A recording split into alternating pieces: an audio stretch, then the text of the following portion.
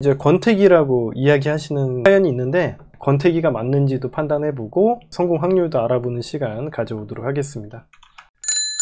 23살의 학생이십니다. 교제 기간은 약 1년 정도 만나셨다고 해요. 첫사랑이라고 하십니다. 헤어지기 일주일 전 갑자기 상대방이 권태기가 온 것 같다라는 말을 하더라고요. 생일 때까지는 분위기가 좋았대요. 헤어지기 한 10일 전까지 선물도 하고 케이크도 사주고 맛있는 것을 먹었어요. 그리고 며칠 후 둘이서 술을 먹고 집에 도착했는데 물을 달라고 하더라고요. 그래서 평소대로 물컵을 씻어 주었어요. 그런데 이 여자친구가 딱 이런 얘기를 하더랍니다. 왜 컵에 물기를 안 닦아서 줘? 이렇게 화를 내더랍니다. 그래서 헬리님은 평소대로 줬는데 왜 화내냐고 이렇게 분위기를 풀려는 시도를 했대요. 근데 돌아오는 반응은 더 화를 내더군요. 그렇게 그날 상대방이 권태기가 온 것 같으니까 당분간 자주 보지 말자라고 하더군요. 그래서 너의 뜻에 알겠다 하고서는 저희 집에 왔어요. 자, 여러분들 여기까지 되게 중요한 부분입니다. 여러분들도 대처를 하셔야 되는 부분이라서 그래요. 여러분들이 보시기엔 어떻습니까? 굉장히 예민하게 행동을 하고 있다고 생각하지 않으세요? 물컵을 갖다가 씻어서 주는데 물기를 꼭 닦아서 줘야 되나요?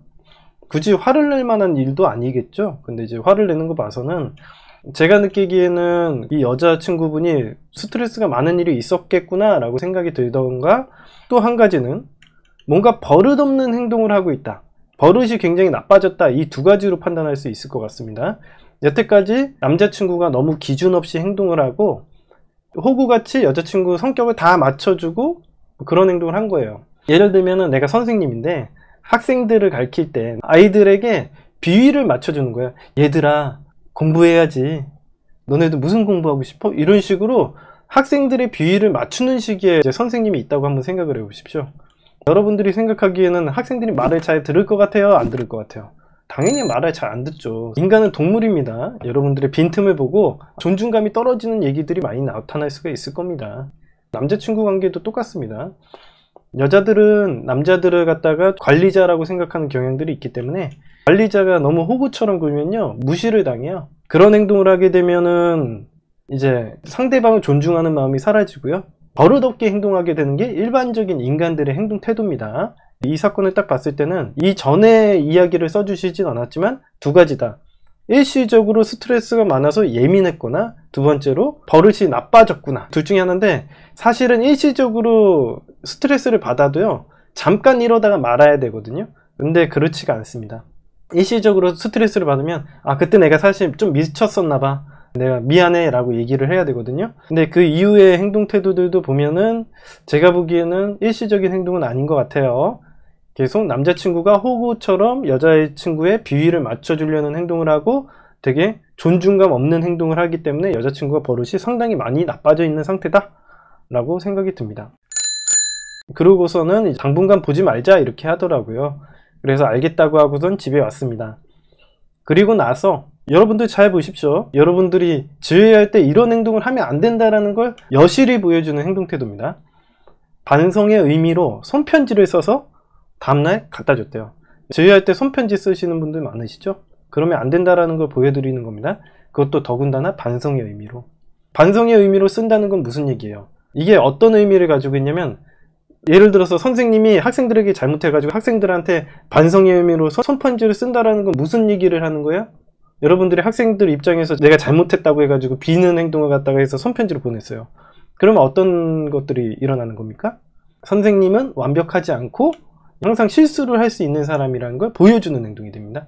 근데 이것 자체만으로 문제가 된다기보다는 후회를 하고 여러분들에게 제발 봐주세요 라는 행동까지 하면은 그 사람의 존중감은 완전히 끝났다고 보시면 됩니다. 인간으로서의 존엄성은 끝났다고 보시면 돼요. 그런 존중감이 없는 사람을 사귀고 싶은 사람은 없습니다.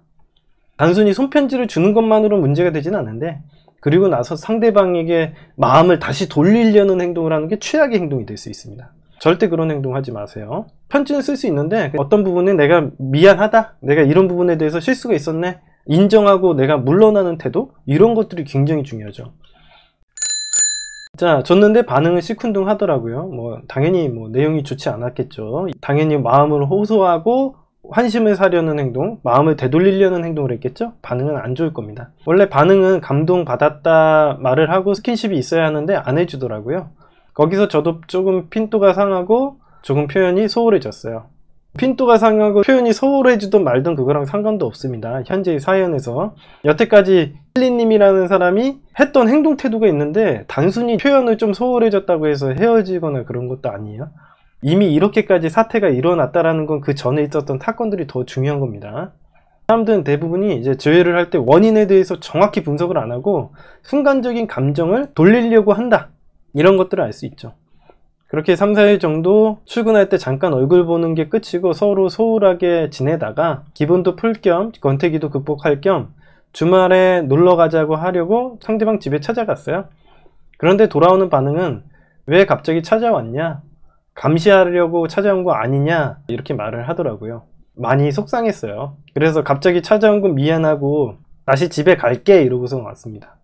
그런데 갑자기 제가 선물한 편지를 주면서 다시는 안 오면 될 것 같아, 헤어지자 라고 말을 하더라고요.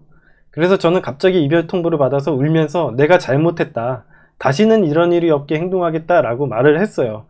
근데 이 여자친구가 딱 이렇게 얘기하더라고 합니다. 너가 울면서 잡는 것도 이제 지겹고 맨날 말만 고친다고 해서 지쳤으니까 제발 가줘 라는 말을 하더라고요.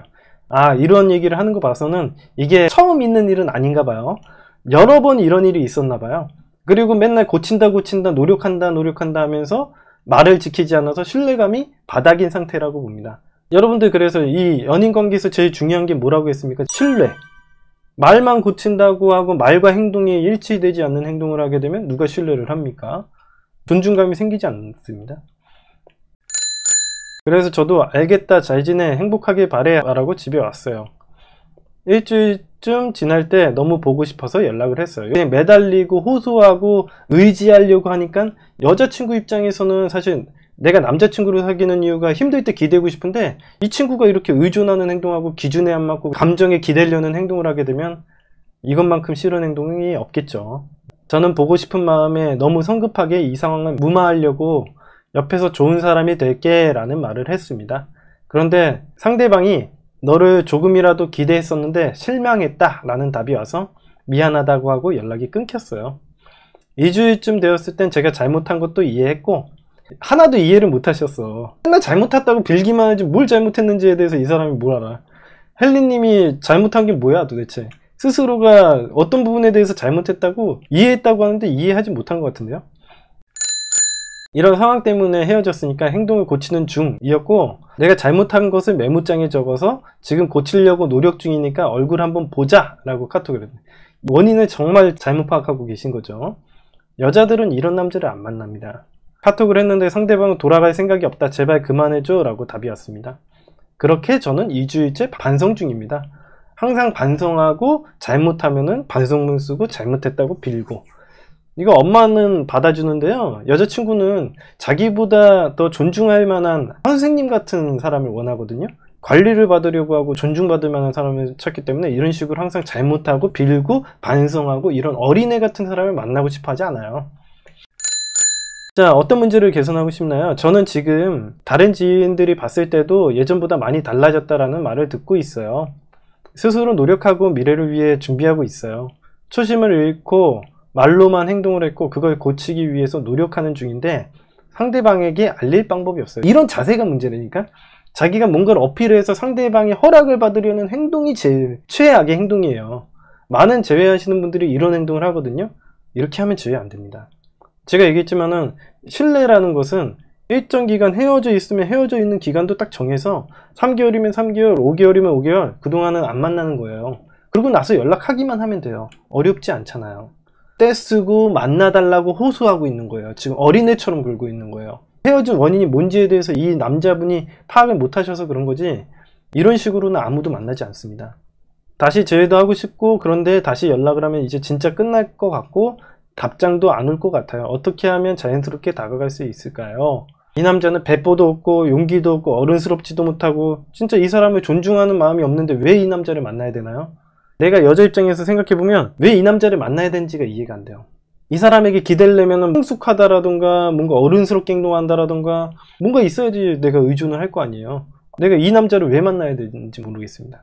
일단 제가 지금 이 얘기를 해드리는 이유는 뭐냐면, 이 남자를 비판하기 위해서 얘기를 하는 게 아니라, 본인이 개선해야 되는 부분은 정서적으로 내가 어른스럽게 행동하고 내 말과 행동에 대해서 책임을 지는 행동이 필요한 거지, 단순히 말만 고칠게 반성문 쓰고 상대방의 허락을 받으려고 하고 어필을 하려고 하는 그런 행동이 최악의 행동이다.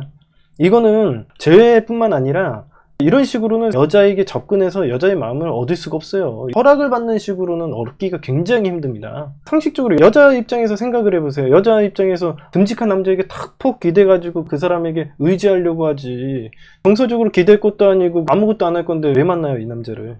이런 거 저런 거 다 필요 없고, 제 방법은 내가 많이 매달리고 신뢰가 많이 없어졌다 생각하면은 한 4, 5개월까지는 기다렸다가 제 카테고리화를 시켜서 접근해서 제가 하는 대로 잘 지내시전하고 관계를 차근차근히 만들어 나가시면 돼요. 절대